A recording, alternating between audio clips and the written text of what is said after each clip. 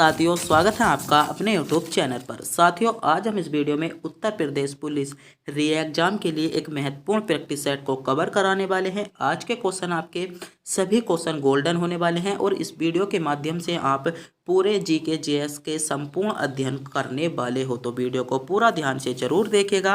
और आज के इन 38 क्वेश्चनों में से आपके क्वेश्चन कितने सही जाते हैं यह कमेंट बॉक्स में बताना ना भूलें कि आप इन 38 क्वेश्चनों में से कितने क्वेश्चनों को करेक्ट कर पाते हो। तो बने रहिए वीडियो के अंत तक। करते हैं वीडियो को स्टार्ट। आपका पहला क्वेश्चन है, भारत का प्रथम वायसराय कौन था? आपसे क्वेश्चन में पूछा गया है भारत का प्रथम वायसराय। तो भारत का जो प्रथम वायसराय था, भारतीय शासन अधिनियम 1858 के तहत, कब? 1858 के तहत आपके ईस्ट इंडिया कंपनी को समाप्त कर दिया था और उसके बाद जो शासन चला गया था वह आपका ब्रिटिश क्राउन के हाथों में चला गया था जब आपके प्रथम वायसराय की स्थापना की थी। और जो भारत का प्रथम वायसराय था वह आपका लॉर्ड कैनिंग था। तो ए विकल्प इसमें आपका बिल्कुल करेक्ट जवाब हो जाता है। तो मेरे प्यारे दोस्तों, आज का प्रत्येक क्वेश्चन आपके लिए सिलेक्टेड क्वेश्चन होने वाला है। अगर आप चैनल पर नए हो तो चैनल को सब्सक्राइब और वीडियो को लाइक जरूर कर दीजिएगा और अपने दोस्तों के पास वीडियो को शेयर करना ना भूलें। अगला क्वेश्चन आपसे पूछा गया है, कौन सा ग्रह सूर्य के चारों ओर अपनी भ्रमण कक्षा में पूर्व से पश्चिम और उल्टी दिशा में भ्रमण करता है? ऑप्शन है मंगल ग्रह, बुध ग्रह, बृहस्पति ग्रह या शुक्र ग्रह। तो सोचिएगा, समझिएगा, प्रत्येक क्वेश्चन को जज कीजिएगा और कमेंट बॉक्स में हमें इन क्वेश्चनों का जवाब बताइएगा। तो कौन सा ग्रह हो जाएगा? तो इसमें आपका जो सही जवाब होगा शुक्र ग्रह, डी विकल्प के साथ आपका करेक्ट जवाब होगा। और एक क्वेश्चन बहुत ही ज़्यादा इंपॉर्टेंट क्वेश्चन पूछा जाता है, पृथ्वी का जुड़वा ग्रह किसे कहा जाता है? तो पृथ्वी का जो जुड़वा ग्रह कहा जाता है वह भी आपका शुक्र ग्रह को कहा जाता है। तो क्वेश्चन में आपसे पूछा गया था पूर्व से पश्चिम की ओर उल्टी दिशा में भ्रमण कौन करता है? तो शुक्र ग्रह करता है, यानी डी विकल्प इसमें आपका सही जवाब होगा। अगले क्वेश्चन की ओर बढ़ते हैं। अगला क्वेश्चन आपसे पूछा गया है, भारत की समुद्री सीमा कुल कितने राज्यों को स्पर्श करती है? तो बताइएगा, भारत की जो कुल आपकी समुद्री सीमा है वह आपकी कितने राज्यों को स्पर्श करती है? इस क्वेश्चन का जवाब आपको कमेंट में बताना होगा। बताइएगा, भारत की जो आपकी समुद्री सीमा है कितने राज्य स्पर्श करती है? तो 9 राज्य भारत के जो है समुद्री सीमा को स्पर्श करते हैं। ए विकल्प आपका करेक्ट जवाब होगा। बात करते हैं वे 9 राज्य कौन कौन से हैं। तो पहला हो जाएगा आपका गुजरात, दूसरा राज्य हो जाता है आपका महाराष्ट्र, तीसरा राज्य हो जाएगा आपका गोवा, चौथा राज्य हो जाता है आपका कर्नाटक, पांचवा हो जाएगा आपका केरल, छठा हो जाता है तमिलनाडु, सातवां हो जाएगा आपका आंध्र प्रदेश, आठवां हो जाता है आपका उड़ीसा और नवा राज्य हो जाता है आपका पश्चिम बंगाल। तो ये 9 राज्य आपके क्या हैं? भारत की समुद्र सीमा को स्पर्श करते हैं। तो ए विकल्प इसमें आपका करेक्ट जवाब था।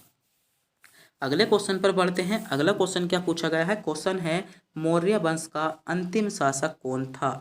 ऑप्शन है बिंदुसार, उपगुप्त, बृहदत्त या चंद्रगुप्त। तो बताइएगा, मौर्य वंश का जो अंतिम शासक था वह आपका कौन था? बताइएगा, विकल्प आपके सामने है। तो बृहदत्त, सी विकल्प इसमें आपका सही जवाब होगा। बृहदत्त मौर्य वंश का अंतिम शासक था और इन्हें किसे 1884 में 184 ईस्वी में पुष्यमित्र शुंग ने किसे बृहदत्त को हरा दिया था। और इसके बाद आप क्या की गई थी? शुंग वंश की स्थापना की गई। इसके बाद कौन से वंश की स्थापना की गई थी? तो शुंग वंश की स्थापना इसके बाद आपकी कर दी गई थी। अगला क्वेश्चन आपसे पूछा गया है, द्रव्यमान, लंबाई और समय का अंतरराष्ट्रीय प्रणाली में एसआई मात्रक होता है। तो बताइएगा क्या होता है? ऑप्शन है kilogram metre second, kilogram metre और सेकंड, किलोग्राम किलोमीटर सेकंड या किलोग्राम किलोमीटर घंटा। बताइएगा, द्रव्यमान, लंबाई और समय का अंतरराष्ट्रीय प्रणाली में एसआई मात्रक क्या होता है? तो आपका सही जवाब होगा किलोग्राम मीटर और सेकंड होता है। तो ए विकल्प के साथ आपका बिल्कुल करेक्ट जवाब हो जाता है। अगले क्वेश्चन पर बढ़ते हैं। अगला क्वेश्चन आपसे पूछा गया है, वर्ष 2011 की जनगणना के अनुसार सर्वाधिक पुरुष साक्षरता वाला राज्य कौन सा था? तो सर्वाधिक पुरुष साक्षरता वाला राज्य आपसे पूछा गया है वर्ष 2011 की जनगणना के अनुसार। तो बताइए, वर्ष 2011 की जनगणना के अनुसार जो सर्वाधिक पुरुष साक्षरता वाला राज्य था वह आपका केरल राज्य था। तो बी विकल्प के साथ आपका करेक्ट जवाब हो जाएगा। बात कर लेते हैं केरल राज्य में कितने प्रतिशत लोग साक्षर थे। तो आपका सही जवाब हो जाएगा जो पुरुषों की साक्षरता थी वह आपकी 96% थी। और इसी के साथ साथ आपको एक क्वेश्चन को ध्यान में रखना होगा, सबसे न्यूनतम सबसे न्यूनतम प्रतिशत वाला राज्य कौन सा था। तो आपका सही जवाब हो जाएगा बिहार। क्या था? बिहार था, जिसमें जो पुरुषों की साक्षरता थी वह आपकी 71.2% थी। तो इस क्वेश्चन को भी आपको ध्यान में रखना होगा, यह क्वेश्चन भी आपसे पूछा जा सकता है, इंपॉर्टेंट क्वेश्चन आपके लिए होने वाला है। अगले क्वेश्चन पर बढ़ते हैं। अगला क्वेश्चन आपसे क्या पूछा गया है? क्वेश्चन है, निम्नलिखित में से कौन सा उत्तर प्रदेश का लोक नृत्य नहीं है? ऑप्शन है कर्मा नृत्य, नटबरी, चरकुला या धीवर। बताइएगा। तो उत्तर प्रदेश का इनमें से कौन सा नृत्य नहीं है? तो कर्मा नृत्य ए विकल्प के साथ आपका करेक्ट जवाब होगा। उत्तर प्रदेश का नहीं होता, छत्तीसगढ़ का होता है। बात करते हैं चटबरी। तो चटबरी कहाँ का है? जो उत्तर प्रदेश में आपका पूर्वांचल वाला क्षेत्र है, पूर्वांचल वाला क्षेत्र है उत्तर प्रदेश का, वहाँ पर आपका नृत्य है। चरकुला नृत्य कहाँ का? तो जो आपका ब्रजवासी है, ब्रज मंडल जो है वहाँ पर आपका चरकुला नृत्य है। और जो आपका धीवर नृत्य है वह आपका करहा जो जनजाति है उसका आपका धीवर नृत्य हो जाएगा।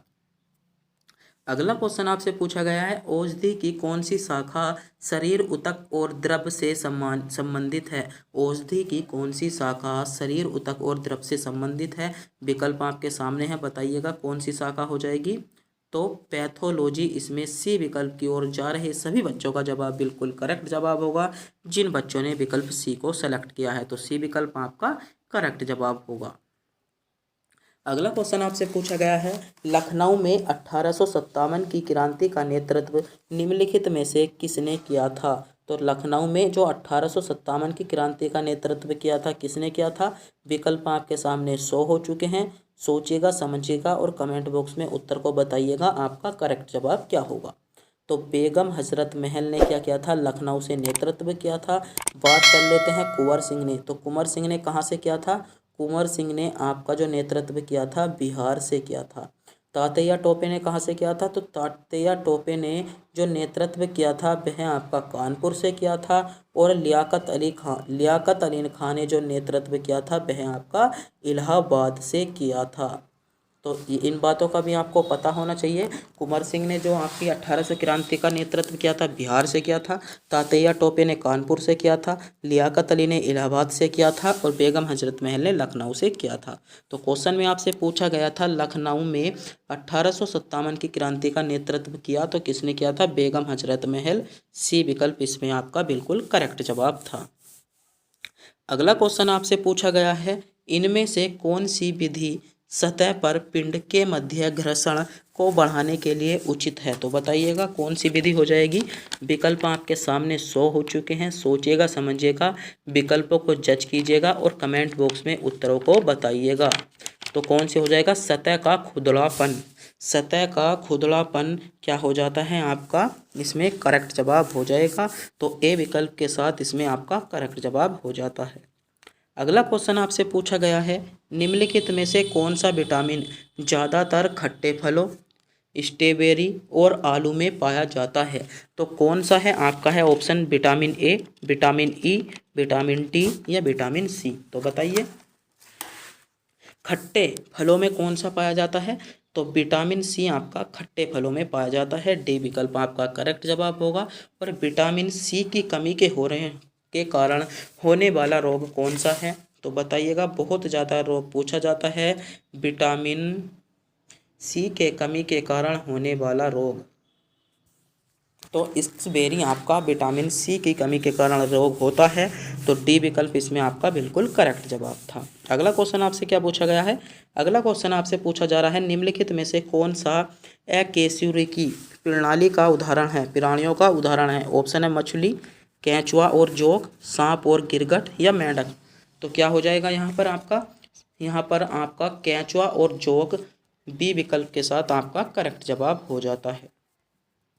अगला क्वेश्चन पूछा गया है, विजयनगर से सबसे प्रसिद्ध शासक कृष्ण देव राय विजयनगर के सबसे प्रसिद्ध शासक कृष्ण देव राय का जो संबंधित किस राजवंश से था? ऑप्शन है मौर्य वंश से, तुलुप वंश से, संगम वंश के, या इनमें से कोई नहीं। तो कृष्ण देव राय का जो संबंध था वह आपका किससे था? तुलुप वंश से था। तो बी विकल्प आपका करेक्ट जवाब होगा। कृष्ण देव राय का संबंध आपका तुलुप वंश से था। प्रसिद्ध शासक जो कृष्ण देव राय थे, इन्हें क्या 1509 से 1529 तक इनका शासन चला था। और उसके बाद जो आपके तुलुप वंश के प्रसिद्ध शासक थे वे कौन थे?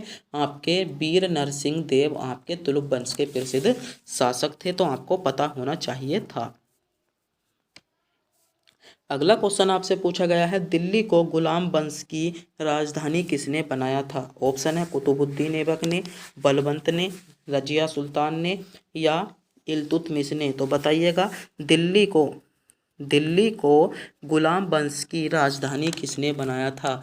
तो दिल्ली को जो गुलाम वंश की राजधानी बनाया था वह आपका किसने बनाया था? तो इल्तुतमिश ने दिल्ली को आपका क्या बनाया था? राजधानी बनाया था।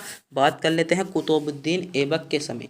जब कुतुबुद्दीन ऐबक के समय जो थी आपकी राजधानी क्या थी गुलाम वंश की? लाहौर थी। क्या थी?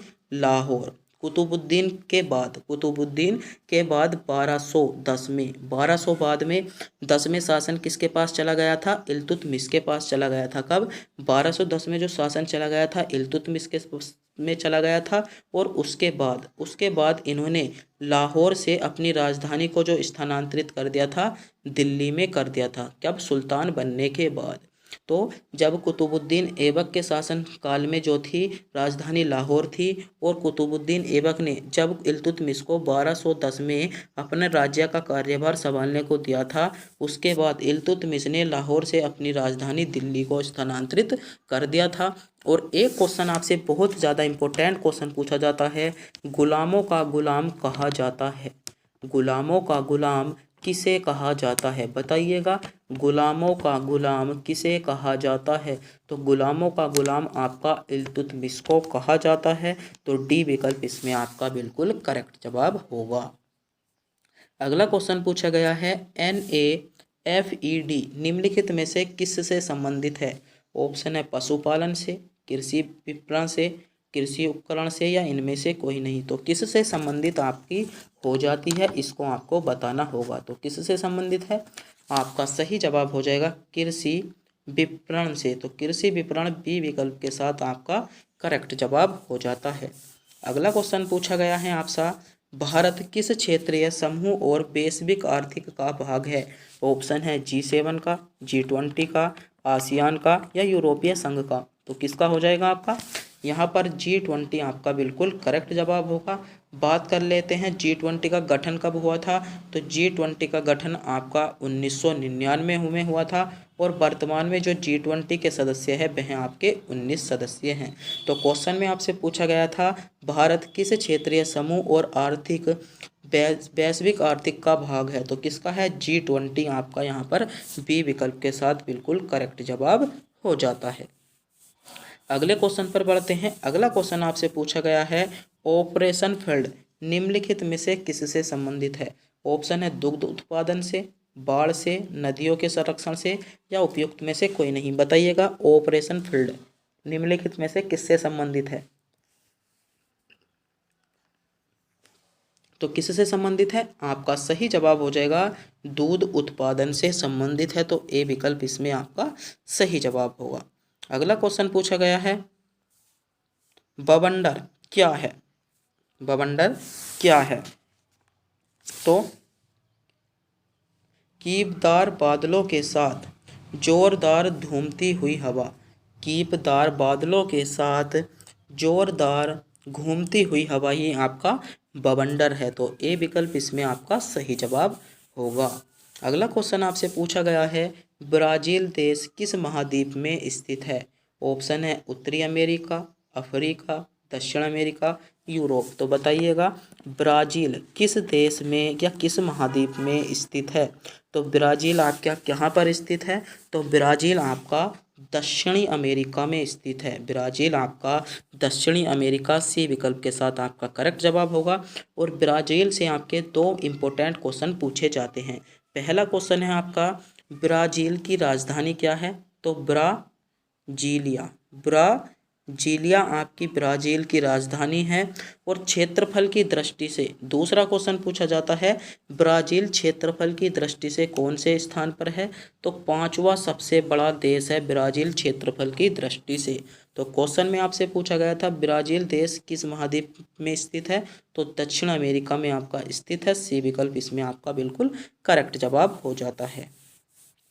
अगला क्वेश्चन आपसे पूछा गया है, निम्नलिखित में से कौन सा पृथ्वी का निम्नतम स्थान है? ऑप्शन है डेथ वैली, कैस्पियन सागर, मृत सागर या सुंदरबन डेल्टा। बताइएगा निम्नलिखित में से कौन सा पृथ्वी का निम्नतम स्थान है? तो पृथ्वी का जो निम्नतम स्थान है वह आपका हो जाएगा मृत सागर। मृत सागर पृथ्वी का निम्नतम स्थान है। बात कर लेते हैं सुंदरबन डेल्टा की। तो सुंदरबन डेल्टा विश्व का सबसे बड़ा डेल्टा है, जो आपका गंगा, कहाँ पर? गंगा और ब्रह्मपुत्र नदी पर स्थित है। तो क्वेश्चन आपसे पूछा जा सकता है, सुंदरबन डेल्टा विश्व का सबसे बड़ा डेल्टा है। अगला क्वेश्चन आपसे पूछा गया है, उत्तर प्रदेश के किस शहर को भारत की सांस्कृतिक राजधानी के रूप में जाना जाता है? ऑप्शन है बस्ती को, मथुरा को, वाराणसी को या बांदा को। तो क्वेश्चन को ध्यान से पढ़िएगा, सोचिएगा, समझिएगा और बताइएगा उत्तर प्रदेश के किस शहर को भारत की जो सांस्कृतिक राजधानी के नाम से जाना जाता है? तो किसको जाना जाता है? वाराणसी। यहाँ पर सी विकल्प के साथ आपका करेक्ट जवाब हो जाता है। अगला क्वेश्चन पूछा गया है, निम्नलिखित में से किस शहर में उत्तर प्रदेश की एकमात्र आयरन रिफाइनरी स्थित है? तो कहाँ पर है? मथुरा में है। बी विकल्प आपका करेक्ट जवाब होगा। अगला क्वेश्चन पूछा गया है, निम्नलिखित में से कौन से बाघ अभ्यारण्य उत्तर प्रदेश में स्थित है? दुधवा, कान्हा, अमनगढ़ या बांधवगढ़। तो अमनगढ़ भी आपका उत्तर प्रदेश में है, दुधवा भी आपका उत्तर प्रदेश में, जबकि कान्हा और बांधवगढ़ आपका उत्तर प्रदेश में नहीं है। ऑप्शन है पीलीभूत, बांदीपुर, रणथंभौर। तो यह भी आपका गलत जवाब होगा, पहला भी। तो यह भी आपका क्या हो जाता है? तो इसमें जो आपका सही जवाब होगा दुधवा, अमनगढ़ और पीलीभीत। डी विकल्प आपका करेक्ट जवाब होगा। दुधवा, अमनगढ़ और पीलीभीत आपका उत्तर प्रदेश में स्थित अभ्यारण्य हो जाते हैं। अगला क्वेश्चन पूछा गया था, मुद्रास्फीति में मुद्रा का मूल्य गिरता है, वस्तुओं के मूल्य बढ़ते हैं, मुद्रा का मूल्य बढ़ता है या ए और बी दोनों। तो बताइएगा मुद्रास्फीति में आपका क्या होता है? तो मुद्रास्फीति में आपका मुद्रा का मूल्य गिरता या बढ़ता है। तो यहाँ पर आपका करेक्ट जवाब होगा। अगला क्वेश्चन पूछा गया है, निम्नलिखित में से कौन सा ई कोर्स व्यापार का लाभ नहीं है? तो यहाँ पर आपका कौन सा लाभ नहीं है? उच्च प्रारंभिक लागत, स्थान स्वतंत्र व्यवस्था, सुविधाजनक वैश्विक पहुँच या असीमित व्यापार समय। तो उच्च प्रारंभिक लागत यहाँ पर ए विकल्प आपका करेक्ट जवाब होगा। अगला क्वेश्चन पूछा गया है, 25 जनवरी को किस रूप में बनाया जाता है? ऑप्शन है नागरिक अधिकार दिवस, संविधान दिवस, मतदाता दिवस या जागरूकता दिवस। तो 25 जनवरी को किस रूप में बनाया जाता है? तो 25 जनवरी को आपका मतदाता दिवस के रूप में बनाया जाता है। 25 जनवरी 1950 से अब तक 25 जनवरी को मतदाता दिवस के रूप में बनाया जाता है। तो सी विकल्प यहाँ पर आपका करेक्ट जवाब था। अगला क्वेश्चन पूछा गया है, निम्नलिखित में से कौन सी पोर्टोलॉजी नेटवर्क एक व्यवस्था है जिसमें प्रत्येक नोड केंद्रीय हब, स्विच या केंद्रीय कंप्यूटर से जुड़ा होता है? तो क्या हो जाएगा? स्टार। यहाँ पर ए विकल्प के साथ आपका करेक्ट जवाब है। अदृश्य बेरोजगारी मुख्य किस क्षेत्र में पाई जाती है? उद्योग क्षेत्र में, कृषि क्षेत्र में, विपणन क्षेत्र में या उपयुक्त में से कोई नहीं। बताइएगा अदृश्य बेरोजगारी तो आपकी कहाँ पर पाई जाती है? कृषि के क्षेत्र में पाई जाती है। अगला क्वेश्चन है, निम्नलिखित में से कौन सा मिलान सही है? ऑप्शन है पहला ए, अनुच्छेद 19 के ई में संघ बनाने का अधिकार है, 19 के बी में किसी पेश का अभ्यास करने का अधिकार है, 19 के ए में भाषण एवं अभिव्यक्ति की स्वतंत्रता है या 19 में जी में शांतिपूर्ण शस्त्र करने का क्या है? तो बताइएगा क्या हो जाएगा इसमें। यहाँ पर आपका करेक्ट जवाब होगा विकल्प सी। अनुच्छेद 19 के ए में आपको भाषण और अभिव्यक्ति की स्वतंत्रता का अधिकार दिया जाता है। तो सी विकल्प के साथ यहाँ पर आपका करेक्ट जवाब होगा। अगला क्वेश्चन पूछा गया है, भारतीय संविधान के अनुच्छेद 24 के तहत किस वर्ष की आयु से कम के बच्चे किसी कारखाने में काम करने के लिए नियोजित नहीं किया जा सकता। तो कितनी वर्ष हो जाएगी, 14 वर्ष। यहाँ पर ए विकल्प आपका सही जवाब होगा। वीडियो की थोड़ी स्पीड बढ़ाते हैं क्योंकि आपके लगभग 20 मिनट की वीडियो बन चुकी है। वीडियो ज़्यादा लंबी हो जाएगी तो और आपके 5-6 क्वेश्चन बने हैं जिन्हें जल्दी से जल्दी खत्म करने की कोशिश करेंगे। अगला क्वेश्चन पूछा गया है, भारत के संविधान का निम्नलिखित में से कौन सा अनुच्छेद राष्ट्रपति के चुनाव की प्रक्रिया से संबंधित है। तो कौन सा अनुच्छेद हो जाएगा, तो यहाँ पर अनुच्छेद आपका जो करेक्ट जवाब होता है अनुच्छेद 55। अनुच्छेद 55 बी विकल्प आपका बिल्कुल करेक्ट जवाब हो जाता है।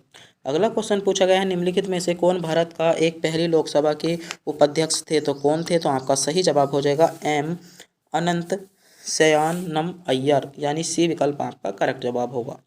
अगला क्वेश्चन पूछा गया है, भारत के संविधान का अनुच्छेद 66 किससे संबंधित है। संसद का संविधान, उपराष्ट्रपति चुनाव, संसद के सदनों की अवधि या भारत में आर्टिक जनरल। तो बताइएगा जो भारत में जो अनुच्छेद 66 है वह आपका उपराष्ट्रपति का चुनाव से संबंधित है, यानी बी विकल्प आपका करेक्ट जवाब होगा। अगला क्वेश्चन पूछा गया है, काहिरा किस देश की राजधानी है। तो काहिरा आपकी किस देश की राजधानी है, सोचिएगा समझिएगा, क्वेश्चन को कमेंट बॉक्स में बताइएगा काहिरा किस देश की राजधानी है। तो काहिरा आपकी किस देश की राजधानी है, आपका सही जवाब होगा मिस्र की राजधानी आपकी काहिरा हो जाती है। बात कर लेते हैं इथियोपिया की। तो इथियोपिया की जो राजधानी है वह आपकी अदीस, क्या है, अदीस एबाब आपकी क्या है, इथियोपिया की राजधानी है। बात कर लेते हैं गिनी की। तो कोरोना क्रे क्या है आपकी गिनी की राजधानी है। बात कर लेते हैं बेनिन की। तो बेनिन की जो राजधानी है आपको पोर्टो नावो आपकी बेनिन की राजधानी हो जाएगी। अगला क्वेश्चन पूछा गया है, संविधान के किस अनुच्छेद में जीएसटी परिषद का उल्लेख है। तो अनुच्छेद आपका बी विकल्प आपका सही जवाब होगा 279 में। तो मेरे दोस्तों आज के 38 क्वेश्चन जो थे आपके उत्तर प्रदेश पुलिस के लिए बहुत ही इंपॉर्टेंट क्वेश्चन थे। अगर आपको ये वीडियो अच्छी लगी हो तो वीडियो को लाइक और चैनल को सब्सक्राइब जरूर कर दीजिएगा। और आज की वीडियो के जो क्वेश्चन थे आपके आरपीएफ कांस्टेबल, आरपीएफ एसआई और उत्तर प्रदेश पुलिस दोनों के लिए ही महत्वपूर्ण क्वेश्चन आपके लिए हम लेकर आए थे। अगर आपको वीडियो अच्छी लगी हो तो वीडियो को लाइक और चैनल को सब्सक्राइब जरूर कर दीजिएगा और अपने दोस्तों के पास वीडियो को शेयर करना ना भूलें। तब तक के लिए मिलते हैं अगली वीडियो में।